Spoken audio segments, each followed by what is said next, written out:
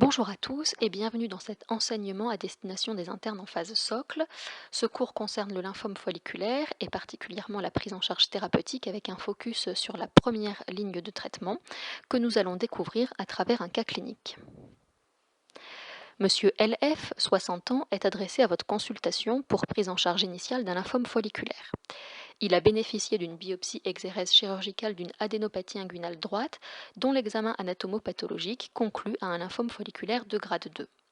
Il n'a aucune plainte fonctionnelle.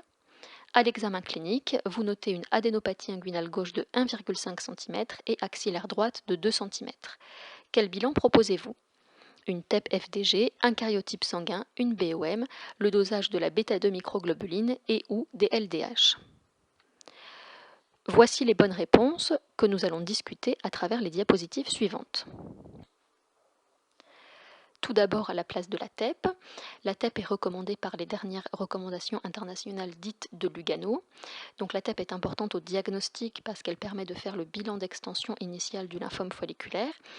Elle peut éventuellement permettre de confirmer un stade localisé et aider à poser l'indication d'une radiothérapie, bien que cette situation reste rare. La TEP va modifier le stade chez 10 à 30% des patients et elle identifie bien les localisations extranodales. Par ailleurs, la TEP a une valeur pronostique très importante et dans le lymphome folliculaire, c'est un des meilleurs critères pronostiques connus en fin d'induction. Nous allons en rediscuter juste après. Et enfin, la TEP est importante en cas de suspicion de transformation pour guider la biopsie et nous allons en rediscuter également.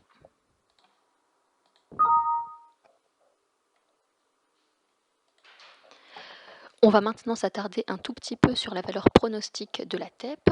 En fait, il y a deux éléments qui sont pronostiques dans la TEP dans les contextes de lymphome folliculaire. Il s'agit du volume métabolique total au diagnostic qui est de mauvais pronostic lorsqu'il est supérieur à 510 cm3 et bien sûr de la réponse métabolique sur la TEP post-induction. Donc dans l'étude qui est présentée sur cette diapositive, l'ensemble de ces deux facteurs ont été analysés chez 159 patients inclus dans 3 essais cliniques prospectifs et traités par immunochimiothérapie. Il s'avère que ces deux facteurs pronostiques sont indépendants. Et après 64 mois de suivi médian, vous observez ici, donc sur la courbe bleue, les patients qui ont un faible volume métabolique au diagnostic et une réponse métabolique complète post-induction ont une survie sans progression à 5 ans de 67,5%. Ceux qui ont un des deux facteurs de risque sont représentés par la courbe rouge et ont une survie sans progression à 5 ans de 33%. Et enfin, ceux qui ont à la fois un volume métabolique élevé au diagnostic et l'absence de réponse métabolique complète après l'induction ont la plus mauvaise survie. Discutons maintenant un petit peu de la BOM. La BOM est également recommandée au diagnostic de lymphome folliculaire puisqu'il est dit que la sensibilité et la spécificité de la TEP sont insuffisantes dans ce contexte. Il est également recommandé donc d'associer à cette BOM un examen immunohistochimique et autant que faire se peut un examen par cytométrie en flux. La BOM, elle peut modifier le stade ou le score FLIPI. En pratique, néanmoins, elle ne modifie généralement pas l'attitude thérapeutique, sauf éventuellement s'il est observé sur cette biopsie ostéomédulaire de grandes cellules qui peuvent faire suspecter une transformation, alors que le plus gros ganglion, par exemple, ne serait pas accessible. Et enfin, il est très important de noter que la BOM, l'envahissement de la BOM n'appartient pas aux critères de forte masse tumorale. Les critères de forte masse tumorale sont présentés sur cette diapositive. Il s'agit d'avoir un ganglion de plus de 7 cm ou 3 adénopathies de plus de 3 cm, un envahissement splénique symptomatique, une compression par le lymphome, une compression d'un organe ou bien un épanchement pleural ou péritonéal. L'élévation des LDH ou de la bêta-2 microglobuline font partie des critères de forte masse tumorale et c'est ce qui justifie de les doser au diagnostic de lymphome folliculaire. Et enfin, la présence de symptômes B. Ce qu'il faut vraiment retenir à ce stade, c'est que la décision d'initier un traitement dans le contexte du lymphome folliculaire doit être basée sur la présence ou non de critères de forte masse tumorale et non pas sur le stade ou le score FLIPI. Donc le score FLIPI, parlons-en, il s'agit d'un score pronostic. Il comprend le stade 3-4, l'âge supérieur à 60 ans, l'hémoglobine inférieure à 12 grammes par décilitre, l'élévation des LDH ou l'envahissement de plus de 4 aires ganglionnaires. Ce que vous observez sur ces courbes, c'est la survie globale à 10 ans avant l'ère du rituximab selon le score FLIPI, mais les résultats sont similaires à l'ère du rituximab.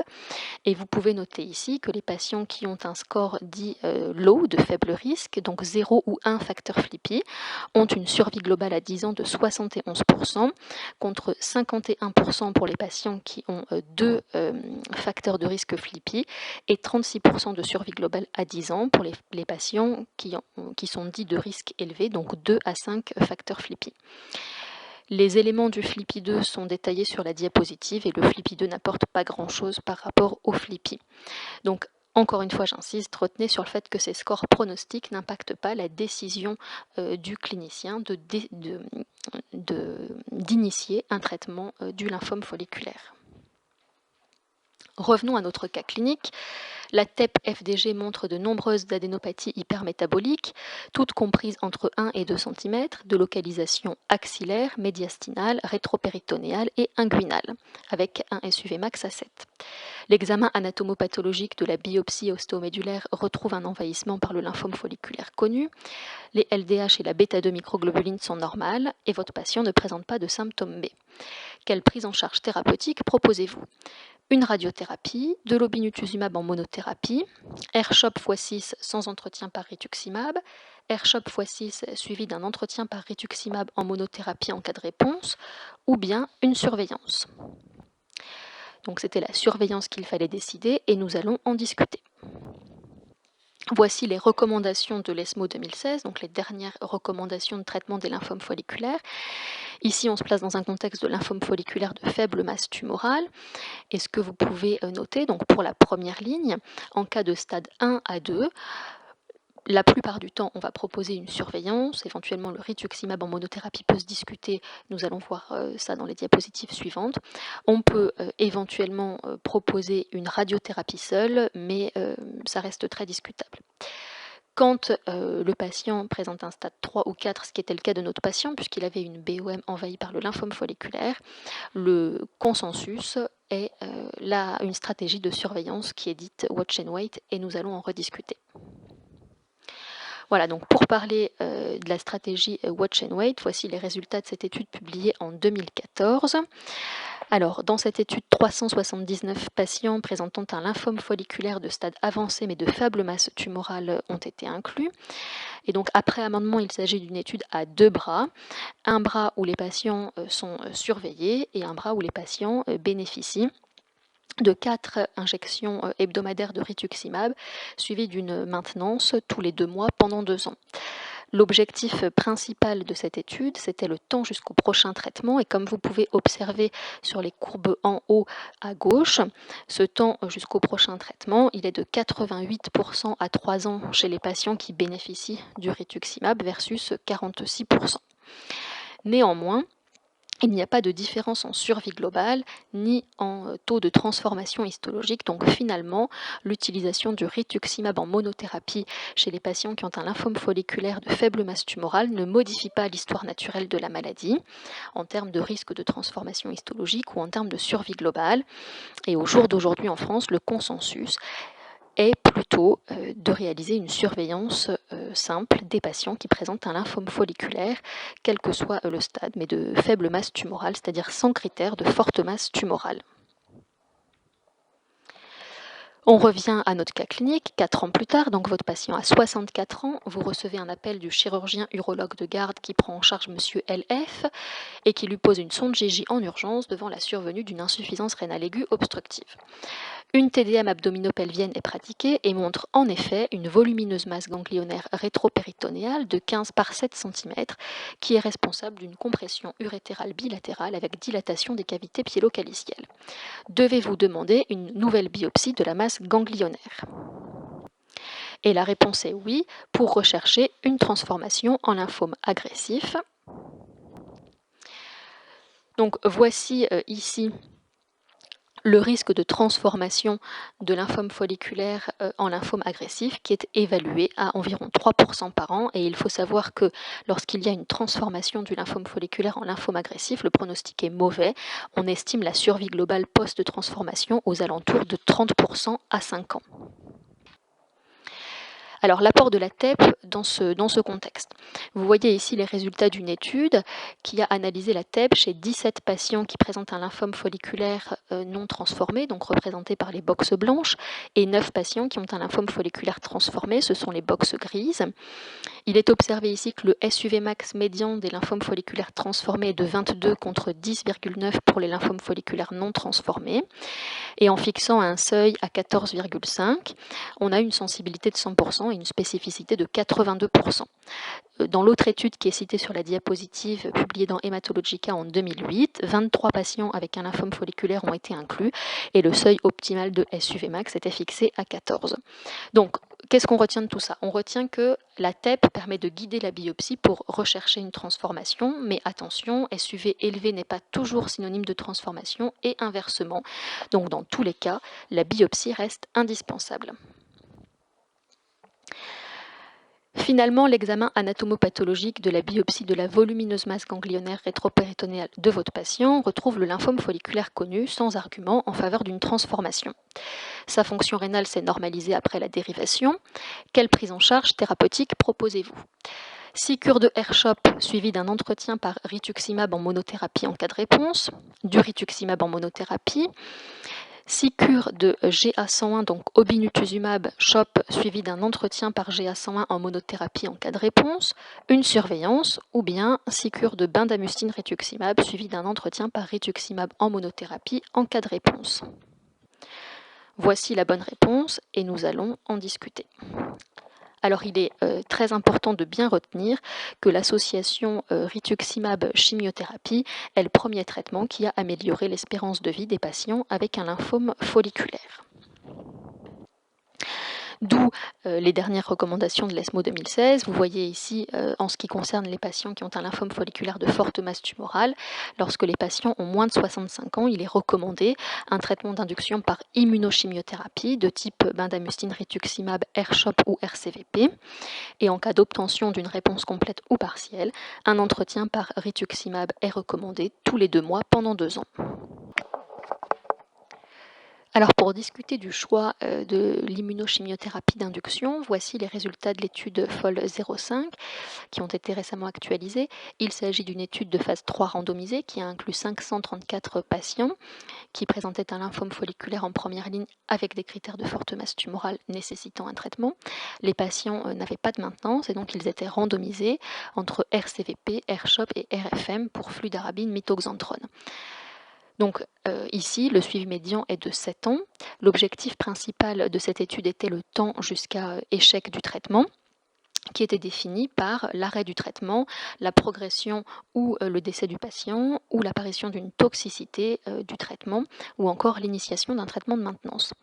Donc au niveau de cet objectif principal, on observe que R-CHOP et RFM sont les régimes d'immunochimiothérapie qui offrent le meilleur temps jusqu'à échec du traitement. Par contre, le RFM est beaucoup plus toxique et donc au final, ce que l'on retient de tout ça, c'est que le R-CHOP est l'immunochimiothérapie qui présente dans cette étude le meilleur rapport bénéfice-risque. Vous pouvez observer sur les courbes de droite qu'il n'y a pas de différence en survie globale, mais c'est tout à fait normal dans ce type de situation. Pour discuter du schéma bendamustine rituximab, voici ici les résultats d'une étude de phase 3 randomisée. Il s'agit d'une étude de non-infériorité, donc l'objectif était de démontrer la non-infériorité de l'association bendamustine rituximab versus R-CHOP. 549 patients présentant des lymphomes indolents et lymphomes du manteau en première ligne ont été inclus. Plus de la moitié d'entre eux avaient un lymphome folliculaire.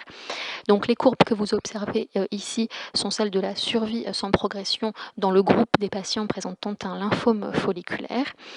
Et ici, vous pouvez noter que le schéma de type bendamustine rituximab est non inférieur au R-CHOP. Il est également rapporté dans cette étude une toxicité moindre dans le bras bendamustine rituximab en termes de toxicité hématologique, d'infection, d'alopécie, de neuropathie et de mucite. Discutons maintenant de l'intérêt d'une maintenance par rituximab, et ça c'est l'étude PRIMA qui a démontré cet intérêt. Donc il s'agit d'une étude de phase 3 randomisée. 1217 patients ont été inclus dans cette étude. Ils bénéficiaient d'une immunochimiothérapie d'induction par RCVP, RCHOP ou RFCM qui n'était pas randomisée, mais le choix de la chimiothérapie d'induction était laissé à la discrétion de l'investigateur prenant en charge le patient. Lorsque les patients obtenaient une réponse complète ou une réponse partielle, ils étaient alors randomisés entre l'injection de rituximab tous les 2 mois pendant 2 ans ou l'absence de maintenance. Cette randomisation était stratifiée selon l'immunochimiothérapie d'induction, le type de réponse obtenue et le centre. Ce qu'il faut juste observer dans le tableau que j'ai mis ici, c'est que la plupart, donc 74% des patients, ont reçu du RCHOP. Et voici le résultat principal de l'étude PRIMA. Vous observez sur les courbes à gauche le bénéfice en survie sans progression, avec donc une survie sans progression à 6 ans qui est de 59,2% chez les patients qui bénéficient du traitement de maintenance par rituximab, versus 42,7% chez les patients ne recevant pas de maintenance. La conclusion de ça, c'est qu'il existe un réel bénéfice en PFS en faveur de la maintenance par rituximab qui a une AMM dans cette indication. Comme vous pouvez l'observer sur la courbe de droite, il n'y a pas, pour l'instant, de bénéfice en survie globale, mais le suivi de ces patients est toujours en cours. On va finir par dire un mot des nouveaux anti-CD20 et essentiellement du GA101 ou obinutuzumab. Et c'est l'étude de Gallium qui a évalué l'effet de l'obinutuzumab associé à une chimiothérapie chez les patients présentant un lymphome folliculaire. Donc le rationnel ici, c'est que je pense que vous avez bien compris maintenant que le gold standard du traitement des lymphomes folliculaires en première ligne thérapeutique avec des critères de forte masse tumorale, ça doit être une immunochimiothérapie suivie d'une maintenance par rituximab en cas de réponse. Et c'est le gold standard parce que finalement ce type de stratégie thérapeutique permet l'obtention de survies sans progression médiane qui sont à plus de 6 ans. Alors l'obinutuzumab ou GA101, c'est un anticorps monoclonal anti-CD20 de type 2. Il a une ADCC et une cytotoxicité directe qui est supérieure à celle du rituximab et il a démontré son efficacité dans des lymphomes non-hodgkiniens antérieurement traités par rituximab. Ici, vous voyez du coup le design de l'étude Gallium qui a été récemment publiée également. Dans cette étude, des patients présentant des lymphomes non-hodgkiniens indolents CD20+ en première ligne ont été inclus. Et ces patients devaient présenter des critères de forte masse tumorale et nécessiter un traitement. Donc l'analyse qui va être présentée ici ne concerne que les patients qui avaient un lymphome folliculaire. Vous voyez ici que les malades bénéficient d'un traitement d'induction soit par G-chimiothérapie ou R-chimiothérapie, la chimiothérapie pouvant être du CHOP, du CVP ou de la bendamustine. Il faut tout de suite noter que les doses d'anti-CD20 sont différentes selon que le patient reçoive du G ou du R, puisque vous pouvez observer que la dose de GA101 est fixe et ne dépend pas de la surface corporelle du patient. Donc elle est injectée à 1000 mg IV, à J1, J8 et J15 du premier cycle, puis au premier jour de chacun des cycles suivants. Alors que le rituximab, ça vous connaissez sa posologie, qui est de 375 mg par mètre carré au J1 de chaque cycle. Ensuite, lorsque les patients obtenaient une réponse complète ou partielle, ils bénéficiaient d'une maintenance par obinutuzumab ou rituximab selon leur bras de randomisation initial. L'objectif principal de l'étude est la survie sans progression. Voici les résultats qui ont été récemment publiés. Après un suivi médian de 34,5 mois, vous pouvez observer à gauche la survie sans progression, qui donc à 3 ans est de 80% chez les patients recevant un schéma de type G chimiothérapie, donc la courbe orange, et 73,3% chez les patients qui reçoivent un schéma type R chimiothérapie. Donc il y a un bénéfice qui est modeste en PFS, pas de bénéfice en survie globale. Et ce qui est intéressant à la lecture de la publication, c'est que lorsque les résultats sont analysés par un comité indépendant, le bénéfice sur la survie sans progression est encore plus modeste, puisqu'il est alors de 81,9% de PFS à 3 ans chez les patients traités par G chimiothérapie, versus 77,9% de PFS à 3 ans chez les patients traités par R chimiothérapie. Voici ici des analyses complémentaires de l'étude Gallium qui ont été présentées en communication orale au dernier congrès européen d'hématologie.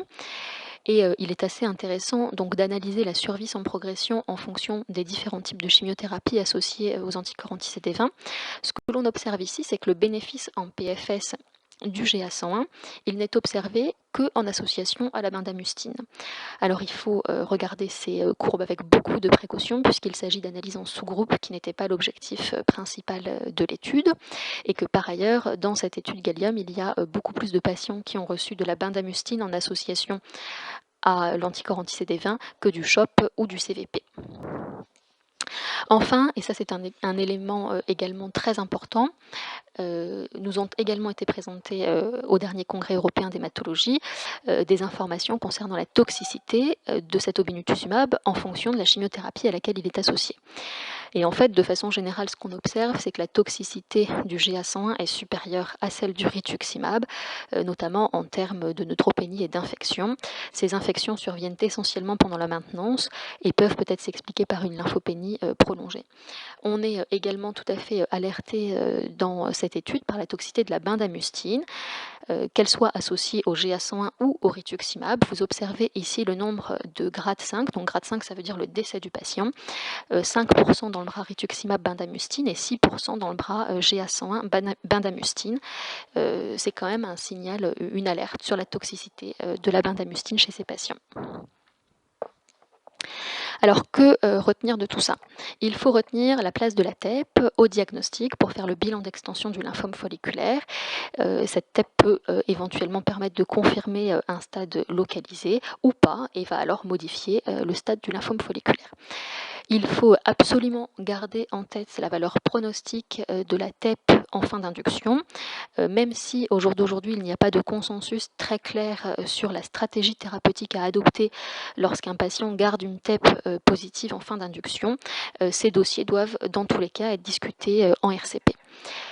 Et vous avez également bien compris l'importance de la TEP pour guider la biopsie en cas de suspicion de transformation du lymphome folliculaire vers un lymphome agressif.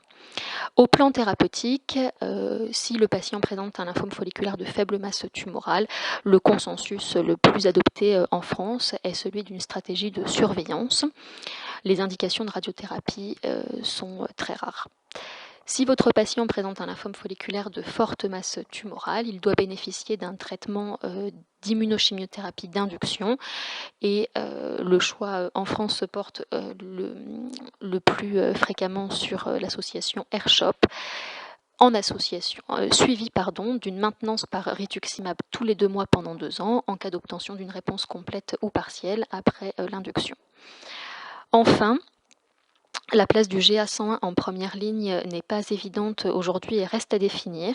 Il y a effectivement une différence en PFS qui reste modeste sur l'étude Gallium et qui est surtout existante dans le bras bendamustine. Et également des signaux d'alerte en termes de toxicité sur le GA101 qui fait que son positionnement aujourd'hui dans la stratégie thérapeutique de routine en première ligne n'est pas évident.